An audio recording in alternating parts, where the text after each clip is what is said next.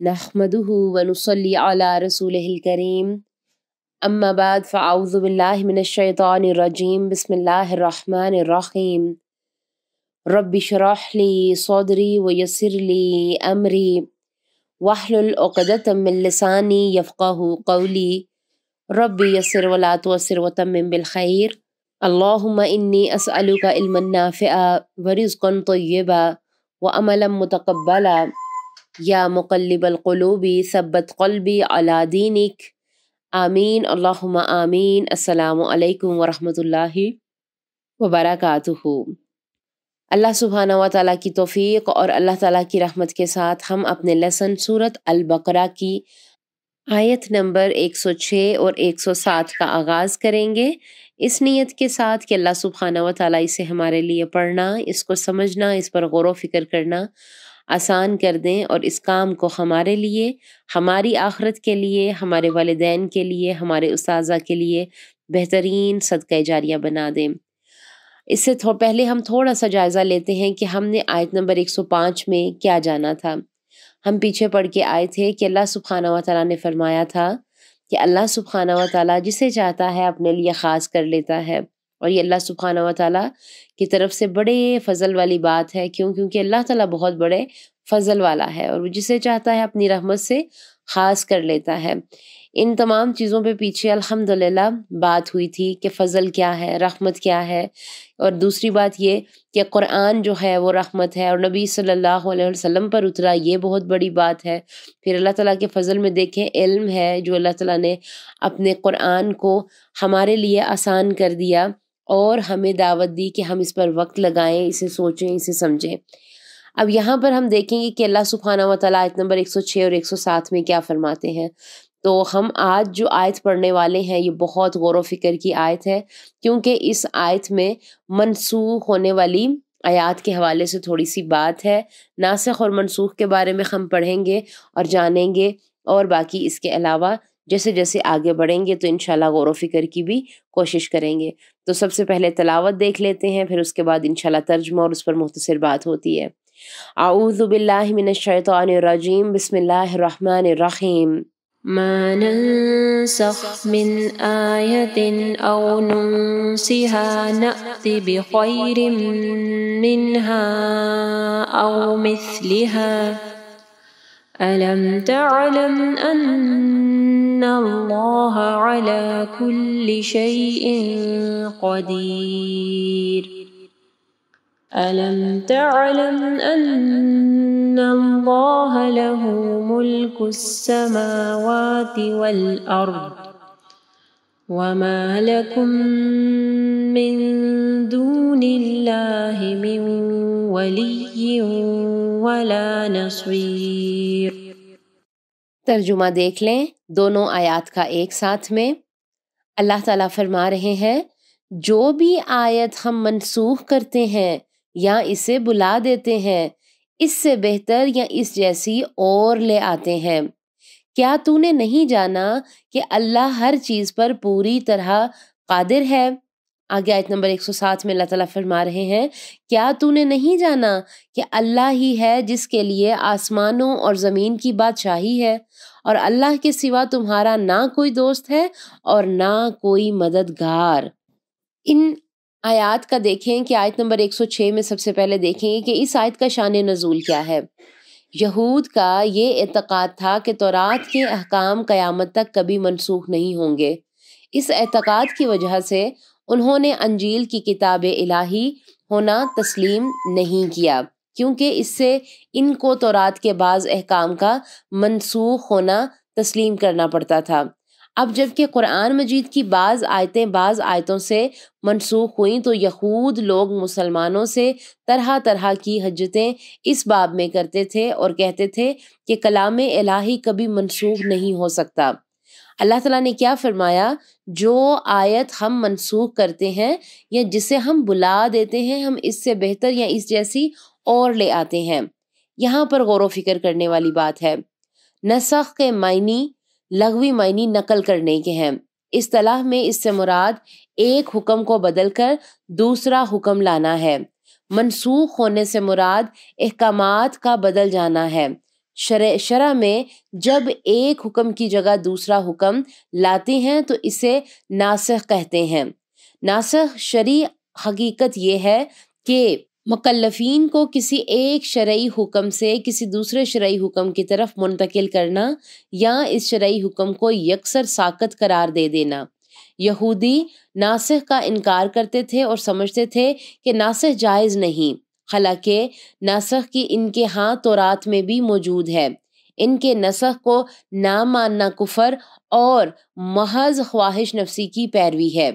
اللہ تعالیٰ نے فرمایا ہم آیت منسوخ کرتے ہیں یا جسے ہم بلا دیتے ہیں، یعنی جس آیت کو بھی ہم لوگوں کے دل سے لے جاتے ہیں یا فراموش کرا دیتے ہیں، ہم اسے بلا دیتے ہیں سے مراد کے حکم اور تلاوت دونوں اٹھا لیتے ہیں، یعنی نبی صلی اللہ علیہ وآلہ وسلم کے دل سے بھی مٹا دیتے ہیں اور کیا کرتے ہیں، ہم اس سے بہتر لے آتے ہیں، یعنی اس کی جگہ اس سے بہتر لاتے ہیں جو زیادہ فائدہ مند ہوتا ہے، یا پھر او مثلیہا اس جیسی لے آتے ہیں۔ پھر یہاں پر دیکھیں احکامات الہی منسوخ ہونے کی کون کون سی صورتیں ہیں، تو احکامات الہی منسوخ ہونے کی 3 صورتیں ہیں۔ ناسخ 3 قسم کا ہے۔ ناسخ کا حکم یعنی ایک کو بدل کر دوسرا حکم نازل کر دینا، یا پھر ناسخ اور منسوخ دونوں ہی قرآن مجید میں موجود ہیں۔ مثلا بیوہ عورت کی عدت پہلے 1 سال تھی، پھر بعد میں 4 ماہ اور 10 دن ہو گئی۔ قبلہ پہلے بیت اللہ مقدس تھا، پھر قبلۃ اللہ ہوا۔ نبی صلی اللہ علیہ وسلم سے سرگوشی کرنے سے پہلے صدقہ دینے کا حکم تھا، پھر منسوخ ہو گیا۔ یہاں پر ایک اور سوال پیدا ہوتا ہے کہ کیا پہلی شریعتوں کے احکامات جو ہیں وہ بھی منسوخ ہوتے رہے ہیں؟ تو پہلی شریعتوں کے احکامات بھی منسوخ ہوتے رہے ہیں۔ مثلا حضرت آدم علیہ السلام کی بیٹیاں اور بیٹے آپس میں بہن بھائی تھے، لیکن ان میں نکاح جائز تھا، بعد میں اسے حرام قرار دیا گیا۔ سیدنا نوح علیہ السلام جب کشتی سے اترے تو ان کے لیے تمام حیوانات کا کھانا حلال تھا، بعد میں یہ اجازت ختم ہو گئی۔ 2 بہنوں کا ایک ہی شخص سے نکاح بنی اسرائیل اور اس کی اولاد پر حلال تھا، لیکن پھر تورات میں اسے حرام قرار دیا گیا۔ سیدنا ابراہیم علیہ السلام کو بیٹے کی قربانی کا حکم دیا گیا، لیکن قربان کرنے سے پہلے ہی منسوخ کر دیا گیا۔ بنی اسرائیل کو حکم دیا گیا کہ جو لوگ بچڑا پوجنے میں شامل تھے وہ سب اپنی جانوں کو قتل کر ڈالیں، لیکن پھر بہت سے باقی تھے کہ حکم منسوخ ہو گیا۔ اب آیت کے آخر میں ساتھ ہی اللہ تعالیٰ نے فرما دیا الم تعلم ان اللہ علی کل شیء قدیر، یعنی توجہ دلائی گئی ہے ہمیں کہ کیا تم نہیں جانتے کہ اللہ تعالیٰ ہر چیز پر پوری قدرت رکھتا ہے۔ یہ الفاظ یہاں پر دیکھیں توجہ دلانے کے لیے کہ اللہ تعالیٰ ہر چیز پر قدرت رکھتا ہے، وہ جو چاہے کر سکتا ہے۔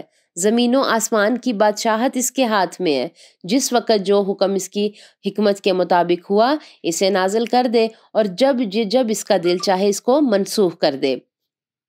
پھر آیت نمبر 107 میں دیکھیں کہ اللہ سبحانہ و تعالیٰ یہاں پر کیا فرما رہے ہیں۔ کیا اللہ تعالیٰ کہہ رہے ہیں کیا تو نہیں جانتا کہ اللہ ہی ہے جس کے لیے آسمان اور زمین کی بادشاہی ہے، اور اللہ کے سوا کوئی تمہارا دوسرا دوست یا مددگار جو ہے وہ نہیں ہے۔ تو یہاں پر دیکھیں کہ علم تعلم ان اللہ لہ، یعنی یہ کیا آپ نہیں جانتے، کیا تم نہیں جانتے کہ آسمانوں اور زمینوں کی بادشاہی اللہ تعالیٰ کے لیے ہے، تمام اختیارات اس کے پاس ہیں، تمام تر جو قانون ہے اللہ تعالیٰ کا بنایا ہوا اس کا اختیار کس کے پاس ہے؟ اللہ تعالیٰ کے پاس ہے، اور اللہ تعالیٰ اپنے بندوں کا ولی اور مددگار ہے۔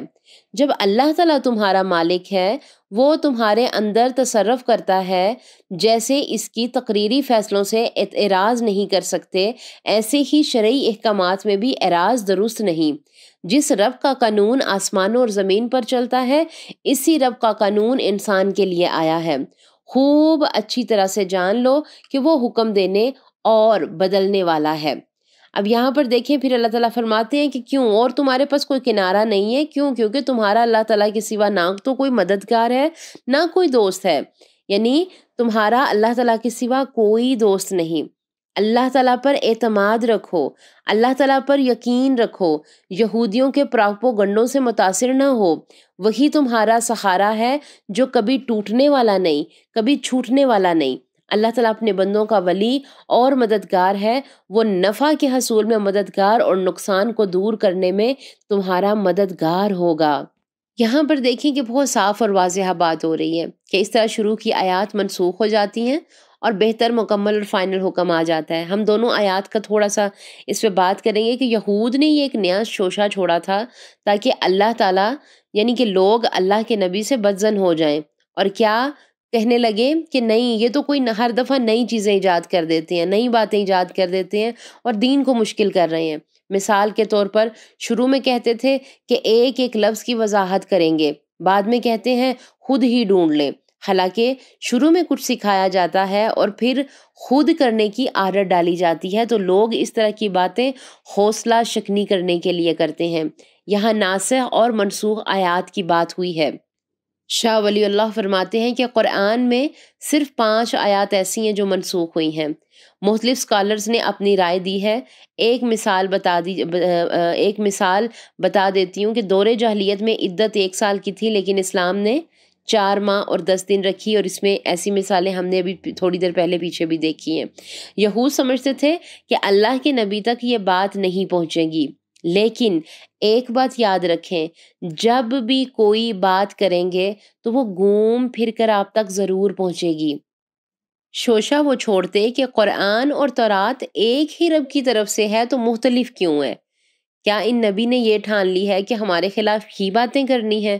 اور جو کچھ یہود کہتے یہ اللہ کے نبی اس کے خلاف بات لاتے ہیں، ان دراصل انہیں ماننا ہی نہیں تھا۔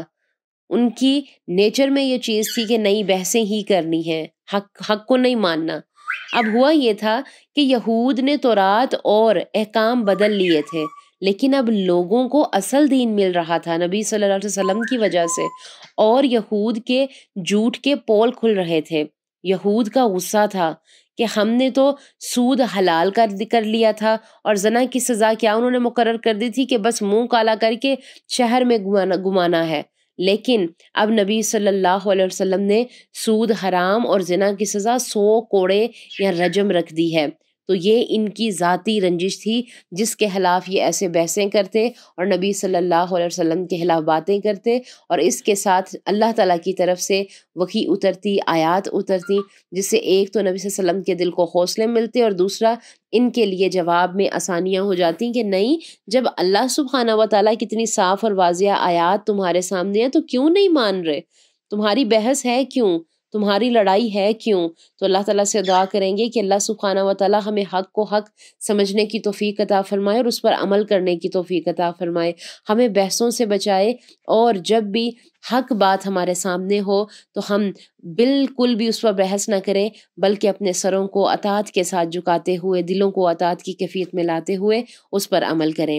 اللہ تعالیٰ سے دعا ہے ہمیں غور و فکر کی توفیق عطا فرمائے، آمین۔ سبحان ربک رب العزت عما یصفون وسلام علی المرسلین والحمد للہ رب العالمین۔ السلام علیکم ورحمۃ اللہ وبرکاتہ۔ وہ تمام ہمارے پیارے سسٹرز جنہوں نے ابھی تک ہمارے چینل کو سبسکرائب نہیں کیا ہے، وہ ہمارے چینل کو سبسکرائب ضرور کر دیں۔ کمنٹ باکس میں جا کر ہمیں اپنی رائے کا اظہار ضرور کیا کریں۔ اس سے کیا ہوتا ہے کہ ہماری پیچھے جتنی بھی ٹیم ہوتی ہے اس کو بہت خوشی ہوتی ہے، کام کرنے میں آسانی ہوتی ہے، اور اس سے ہم خود بھی موٹیویٹ ہوتے ہیں کام کو لے کے، چیزوں کو لے کے۔ اللہ تعالیٰ آپ سب کو جزائے خیر عطا فرمائے، آمین۔